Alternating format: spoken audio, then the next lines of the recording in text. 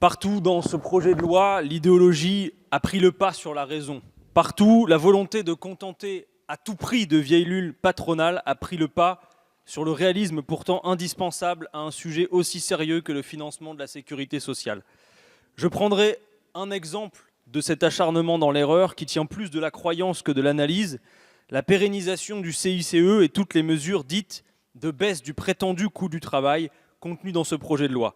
C'est ce qu'on appelle du réchauffé. En effet, dès 1993, le gouvernement Balladur a décrété l'exonération totale des cotisations sociales famille sur les salaires proches du SMIC.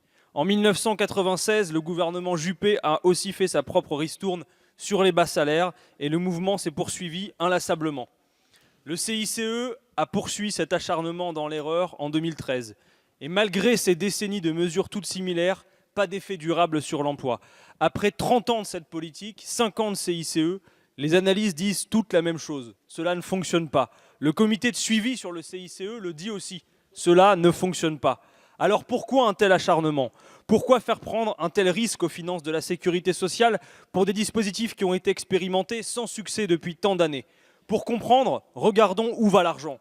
Ce sont majoritairement les grandes entreprises qui ont capté les exonérations du CICE, alors que ce sont les TPE et les PME qui créent le plus d'emplois. Il n'y a donc nulle rationalité économique, nulle volonté politique de réduire le chômage, nulle sincérité des motifs dans le mouvement de baisse du prétendu coût du travail que ce PLFSS 2018 poursuit.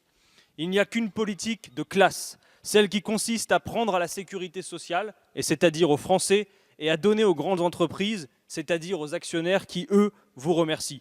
C'est le pragmatisme économique le plus élémentaire et le poids de l'expérience du temps qui nous poussera à vous proposer autre chose. Reprendre aux quelques-uns qui ont tout ce qui n'a servi à rien pour financer ce qui est vraiment vital pour tous. C'est pourquoi nous voterons cette motion de renvoi en commission. Je vous remercie. Monsieur Quatennens, la parole est à monsieur Sébastien Jumel.